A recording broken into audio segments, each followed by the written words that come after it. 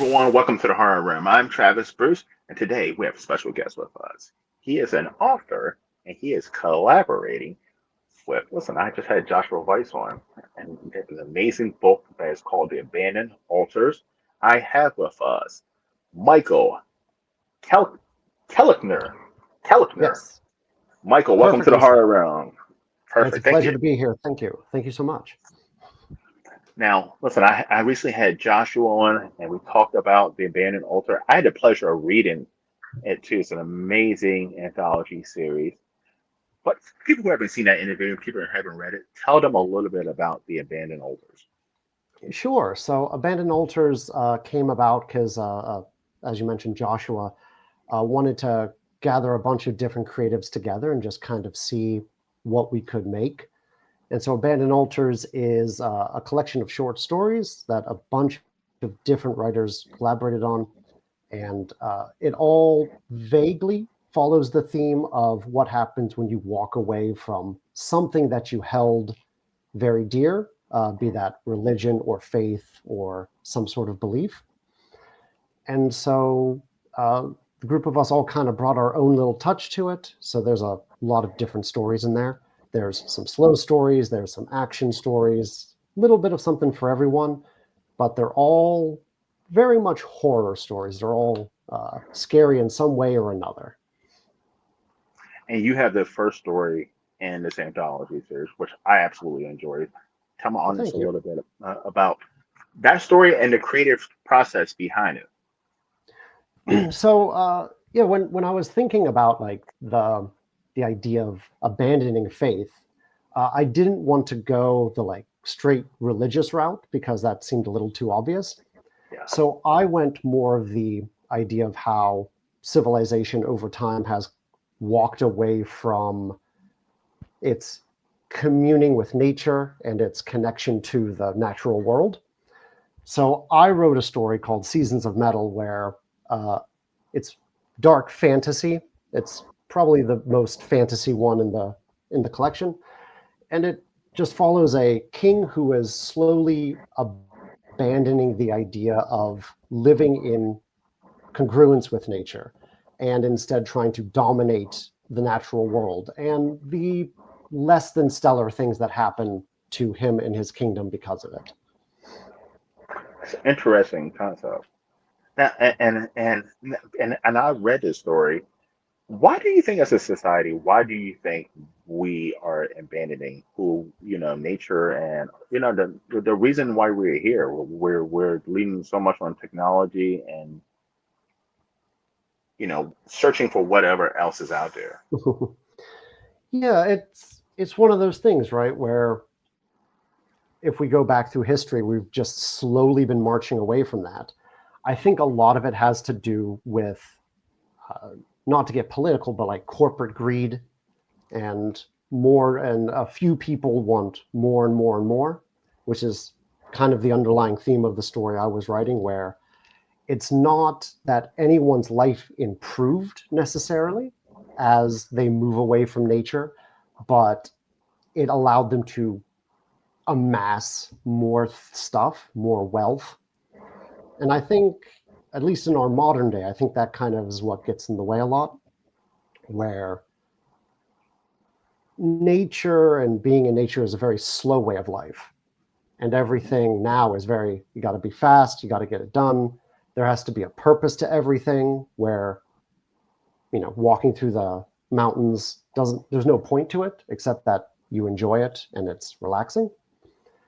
And so I think the fast pace of modern society doesn't gel with that more relaxed, um, kind of not lazy, but definitely more slow paced style of living that you would have seen in cultures that were much more connected to nature. And I connected with it because I grew up in the South in the United States, and I Mm-mm. grew up in the country. It was slow paced. You had to drive 45 minutes to get to a mall or a Yep, shopping center. that's where I'm from. There was no Walmart. There was no anything. There Mhm. was a Piggly Wiggly. You know what I mean? Like there was Yeah, yeah. everything was just slow paced, Mhm. and it. And now I live in Baltimore, which is a city, and everything is boom, boom, boom, boom, boom. The people are nasty. People are mean. Everybody's in a rush to get somewhere, and everybody thinks they're important, more important than everybody else. And and boy, I tell you, I miss it. I miss, the slowness of it. I miss the. Mm. I used to say when I was younger, I was bored, but no, now that I'm in my 40s, I actually like quiet. I don't like Mhm. being Yeah. around people, but like in my 20s and 30s, I needed to be around people. Mhm. I needed that fast paced lifestyle, and now it just seems like now that I'm older, I'm like, boy, I miss that. Oh, I'm exactly the same. Yeah, I grew up in the countryside of rural Pennsylvania, and then in my mid 20s, I moved to South Korea, and now I live in like just outside of Seoul. So I'm in one of the Wow. biggest cities on the planet, and yeah, everything's fast, fast. Everyone's in a hurry to get everywhere, and uh, luckily, I'm very fortunate that right behind my apartment complex, there is a mountain where I can get away and just have that quiet. So it's there, but I have to go out of my way to find it. Whereas, yeah, when I was younger, it was literally everywhere, and I don't think I appreciated it at the time. But as I get older, yeah, I could go back to living in the mountains. Yeah. Only people who like really truly know me, they know that like there's certain days and certain times you can't reach me because I turn my cell phone off. I literally Mm-mm-mm. on social media and everything because I have to unplug. I can't. I like. I'm an introvert. I like to be Mm, towards myself and like it's kind of hard to get to yourself and get that quietness now with mm, technology. And I agree. Yes, it's abandoning that is something that we have done as a culture. mm. Yeah, and I think a lot of I'm not one of those people that's going to blame every ill of society on technology and modern living, but Hmm.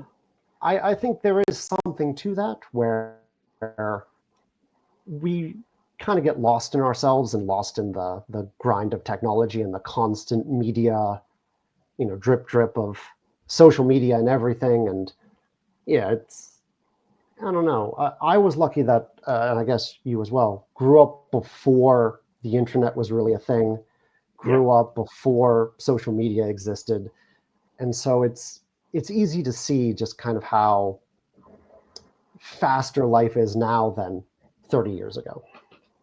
I agree. Now, so when Joshua came up with the group and he said, "Listen, we're going to be doing abandoning altars," was it fun to be able to have someone come up with the concept of a story for you and you allowed you to interpret it and make it into what you wanted to, compared to having to think up the concept, the idea, and everything yourself? Yeah, there's a certain challenge to that because on one hand, when there's no theme or anything, you kind of can just whatever idea you have, just kind of run with it and see where it takes you. But having a theme, it does kind of close off a lot of doors, and so there's a challenge to that. But I like that challenge, and luckily, uh, the idea of like abandoning faith or a long held belief is a very wide topic. There's a lot of room in there to play. And so, yeah, whenever I'm trying to write something for a theme, I usually just take the theme and carry it around with me for like a week or two and just kind of let it simmer. And I really like that like slow process of just what could this be? What can't it be? And then you get that small idea and well, let's just keep expanding it and add to it and eventually you end up with the skeleton of a story and it, I really liked working on the story for Abandoned Altars. I was very happy when I was done with it, just because it wasn't something I had thought about writing before Joshua gave me the prompt, but I enjoyed the time thinking about it, writing it, and I feel like I got to say something true to my beliefs, which I always like seeing when I read someone else's work. Of you get that little glimmer of what they think or how they view the world, and not every story lets you do that, but I was happy that I could write about something important to me, but still make it hopefully exciting to read. Is that something hard to do as an author? Is to not leave a piece of yourself in every one of your stories? Um, yeah, sometimes it depends on what you're working on. And for me personally, when there's a theme, I sometimes get stuck taking the theme a little too literally. And so then I get wrapped up in that idea and I kind of leave some of my, leave myself out of it a little too much. And then my work suffers for it. But I think my best work is the work where I can kind of look at it and go, oh, that's that piece of me right there in the middle. That's why I wanted to write this story. That's why this one was important to me. And I think that shows through. And I think those are the ones that are the strongest pieces that I work on. Now you and Joshua both live in South Korea, which I find absolutely fascinating. Hmm. Now, by being an author who has lived in you've lived on the East Coast in the States, and now Hmm. you're in Seoul, South Korea. Hmm. Does that help you? I mean, does that help you as an author, or maybe have some creative juices that go that you're getting to see different cultures Hmm. up close and personal? Do you think that helps you as an author at all? Do you think, as an American author who's getting to live and immerse yourself into a different culture, that it also helped build your characters and your stories? Absolutely. 100%. I mean, just on a practical basis, when I moved to South Korea, um, I didn't know anyone, and like I had a lot of student loan debt, so I didn't go out much. So I just had a lot of time to think and write and work when I wasn't doing my job. And I still have that to an extent, though. You know, now I have a family and other things that require my time. But just having that time to reflect and work on stuff is very important, I think, when you're developing as a writer. But in addition to that, the culture is very different here. And as you interact with people, you see fundamentally people are the same. They still want the same things, but like the flavor or the style of how they go about it is different. And it was very interesting, and it made me pay attention, and it creates a little tension between where I grew up and where I live now, and tension breeds a lot of interesting ideas and concepts.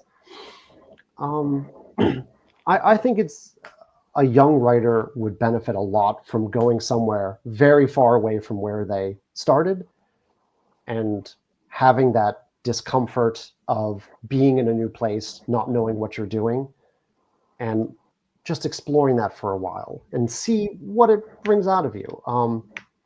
There was, I can't think of which famous author it was, but there was a famous author who gave the advice of like, write about Paris from Chicago or write about summer in the depth of winter.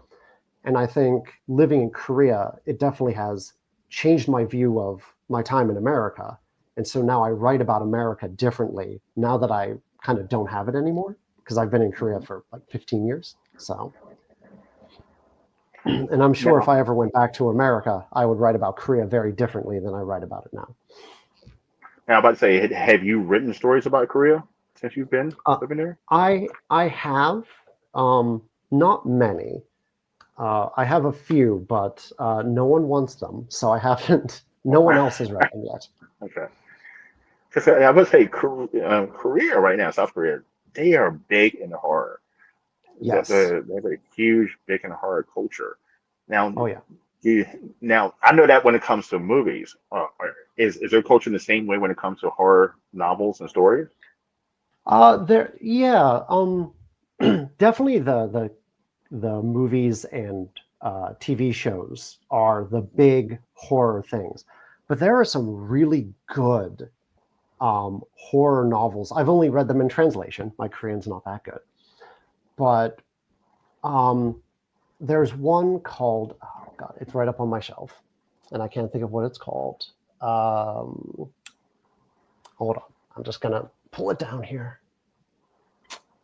Oh, I only have it in Korean. Okay, that's not going to help you. But there's it was like the Cursed Bunny, I think it's called, and it's a collection of short stories that are all very weird and bizarre. And so the horror novels have in the same way that Korean horror movies have kind of a different approach to how they do horror.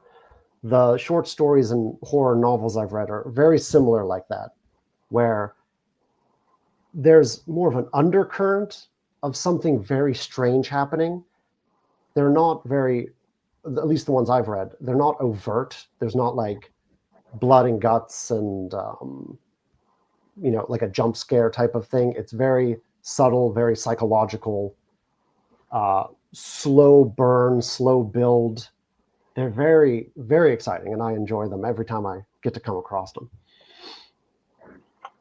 Because I actually, now, I can't even think of the name of it, but I have it's an anthology, South Korean um, anthology book series. I can't, damn, I wish I had the name of it, but it's actually translated, and Mm-mm. and I agree with you. It has that. It's not gory or anything like that, but it has that slow burn, Mm-mm. psychological, makes you feel unease and unsettled. Yeah, that's my favorite type of horror. Like I like I'm not really big into the like splatterpunk and that sort of stuff. I like Hmm. that real slow building dread where you're like, something's wrong. I don't quite understand why it's wrong, but you can tell something bad's coming. Yeah, And that I don't know, I love that, I guess, atmospheric horror, I guess you'd call it. I really enjoy that. And anytime I find a movie, a book that does that, I'm in and I'm ready to go. yes. Especially books because it makes you want to read more. Like you can't Mm-mm-mm. wait until figure out exactly how this is going to wrap up, and you're sitting Right. on the edge of Yeah. your seat. You're just waiting because you know it's going to happen, and you're Mhm. just waiting. And then it's 3 a.m. and you're like, I got to go to work tomorrow, but Exactly. I really need to see where this goes. So I guess I'm going to be tired. So after this experience with the abandoned altars, is this something you want to do again? Is this something you're like, oh my goodness, sign me up for the next one? Yeah, I liked it so much that I am editing the next anthology. Nice. Yes. So we are putting together a second one. We Everyone's done writing, but we're still compiling it. It's supposed to come out close, like Octoberish, around Halloween. Don't Okay. quote me on that because stuff always goes wrong. Hmm. But yeah, I wrote a second story for it. I've been reading everyone's stuff, doing an editing pass, putting it, helping put it together. Uh, it's phenomenal. Everyone that's sent in a story, they're all great. They're same thing as Abandoned Altars. There's a lot of different stuff in there. There's some more action ones. There's some slow burns. There's some real short, quick, really good, meaty stories in there.